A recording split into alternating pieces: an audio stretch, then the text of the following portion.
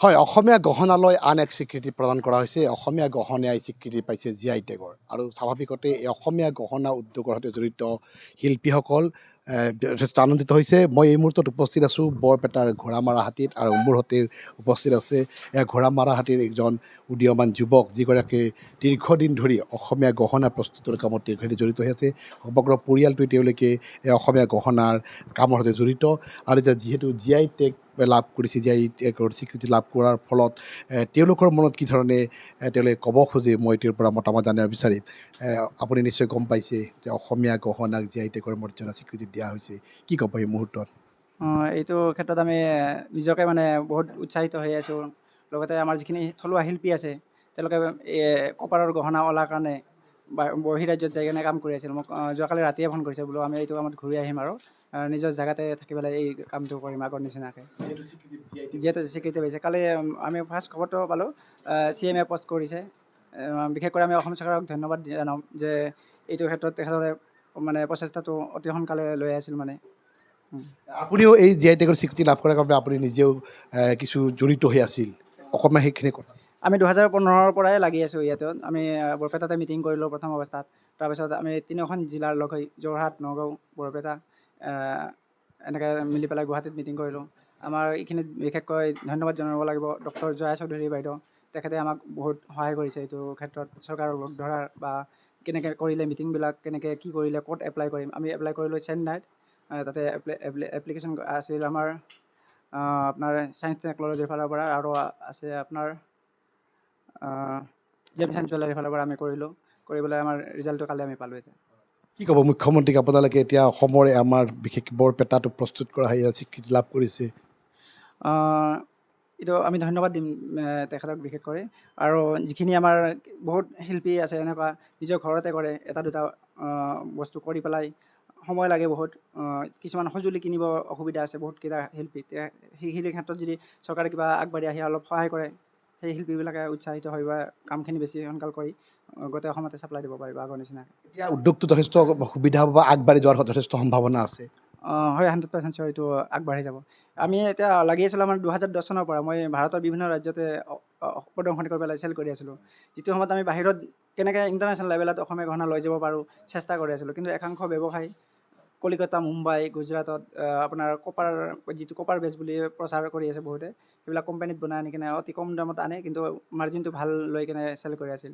সহজ সৰল অসমীয়া যিখিনি বুজি নাপায় যে সেইটো কপাৰ বেজটো অসমৰ প্ৰডাকশ্যন নহয়, তেওঁলোকে সেইটোৱে শুদ্ধ অসমীয়া গহনা বুলি কিনি আছিল। এতিয়া যিহেতু GI টেগটো পালোঁ, মানুহে বুজি পাব যে শুদ্ধ অসমীয়া গহনাখিনি হ'ল যোৰহাট, নগাঁও, বৰপেটাতহে তৈয়াৰ কৰে, আৰু সেইখিনি ৰূপত বা গল্ডত হয়। কপাৰ বেজটো আমাৰ থলুৱা শিল্পী কোনো বনোৱা নহয়। এতিয়া মানুহে নিজে সেইটো নলোৱা হ'ব বা নিপিন্ধা হ'ব। মই আপোনাৰ পৰা জানিব বিচাৰিম, আপুনি দেখুৱাচোন এইখিনি কি কি আছিল? এইটো আছে আমাৰ বৰপেটা ঐতিহ্যমণ্ডিত থকাখন। এইযোৰ আছে কেৰু, এইযোৰ আছে কেৰু, এইযোৰ গল্ডতে হয়, আৰু এইযোৰ ৰূপত আমি ৰূপৰ ওপৰত সোণপানী চৰা হয়। এনেকৈ ঢোল মাদুলি আছে, মুঠি খাৰু আছে, আদিকে ধৰি বিভিন্ন ধৰণৰ এনেকুৱা গহনা আমি ইয়াত তৈয়াৰ কৰি কেনে গোটেই অসমতে আমি দি আছিলোঁ শ্ব'ৰুমবিলাকত।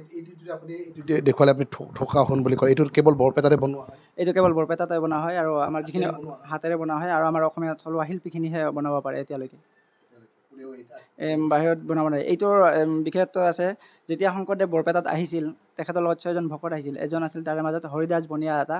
তেখেতক গুৰুজনাৰ লগত নাম প্ৰসংগ কৰাৰ উপৰিও এই থকাখন বা আদি কৰি যিখিনি অসমীয়া গহনা আছে তেতিয়াৰ পৰাই তৈয়াৰ কৰি আহিছিল, আৰু তেনেকৈ আমাৰ আটাপুৰুষসকলে তেতিয়াৰ পৰাই কৰি আহিছিল। তাৰপিছত ককাই কৰিল, দেউতাই কৰিল, দেউতাৰ পৰা মই কৰি পেলাই এনেকৈ চলি আছোঁ, প্ৰশিক্ষণ দি পেলাই আমাৰ ওচৰৰে ল'ৰাবিলাকক। এতিয়া GI স্বীকৃতি লাভ কৰাৰ পিছত নিঃসন্দেহে যথেষ্ট সুবিধা হ'ব আপোনালোকে বহুতখিনি। নিশ্চয় আমি বহুত আশাবাদী। মানে এতিয়া মানে আগত যেনেকৈ আমি কাম কৰি আছিলোঁ, মই নিজে ল'ৰাবিলাকক ইয়াৰে 70জন ল'ৰাক নিজে মাতি আনি পেলাই নিজৰ ঘৰতে প্ৰশিক্ষণ দি পেলাই কৰি আছিলোঁ। এটা সময়ত মই 50জন ল'ৰাক চলাইছিলোঁ, কিন্তু আহি এতিয়া মোৰ লগত অকল 10জনহে আছে। আৰু আগত যিখিনি ল'ৰা আছিল, এইটো কাম মানে কপাৰৰ অহাৰ কাৰণে কমি গৈছিল, যাৰ ফলত কিছুমানে টমটম, যিটো আমাৰ ই-ৰিক্সা, সেইবিলাক চলায়। তাৰ উপৰিও আপোনাৰ কিছুমান চেন্নাইত গৈছে। যোৱাকালি যেতিয়া ৰিজাল্টটো পালোঁ আমি, ৰাতিয়ে মোক ফোন কৰিছে, বোলো আমি আগৰ নিচিনা কাম নিজৰ ঘৰত বহিয়ে হাতীখনতে বহি ঘোঁৰামাৰাহাটীতে আমি কামবিলাক কৰিব পাৰোঁ, পাম না নাপাম উভতি আহি পেলাই। বোলো আমি কৈছোঁ নিশ্চয় 100% চিয়ৰ, তোমালোকে আহিব পাৰা, ৰেডি হ'ব পাৰা, আমি আগৰ নিচিনা নিজৰ জেগাতে বহি পেলাই কামটো কৰি থাকিম আগৰ নিচিনাকৈ। নিশ্চয়কৈ খুব আশাপ্ৰদ কথা আৰু খুব ভাল লগা কথা। তেখেতৰ পিতৃ আছে, কি ক'ব খুৰা, GI টেগৰ স্বীকৃতি পাইছে? আমি হেমন্ত বিশ্ব শৰ্মাক ধন্যবাদ জনাইছোঁ যে আমাৰ থলুৱা কামবিলাক গুচিপাটৰ বাহিৰৰ পৰা যিবিলাক ভেজালি কাম আহিছিলে সেইটো বন্ধ কৰাৰ কাৰণে আমাৰ অতি সৌভাগ্য কথা। মই দেখুৱাইছোঁ সেয়া যুৱকসকল, আপুনিও নিশ্চয় কামৰ সৈতে জড়িত হৈ আছে, কি ক'ব আপুনি GI টেগৰ স্বীকৃতি পাইছে? এই কথাটো শুনি বহুতেই ভাল লাগিছে। আগৰ দৰে আমি আৰু কামবোৰ কৰিব পাৰিম, ভালকৈ কৰিব এই বহুতেই ভাল লাগিছে শুনি কথাটো। মই দেখুৱাইছোঁ এয়া অসমীয়া গহনাৰ শিল্পী এওঁলোক, আৰু গোটেই পৰিয়ালটোৱে তেওঁলোকৰ ঐতিহ্য, তেওঁলোকৰ যি পুৰণি ঐতিহ্য পৰম্পৰা তেওঁলোকে সেই ৰক্ষা কৰি তেওঁলোকে এইবোৰ ধৰণৰ সামগ্ৰী অসমীয়া গহনা তেওঁলোকে বনাই আছে।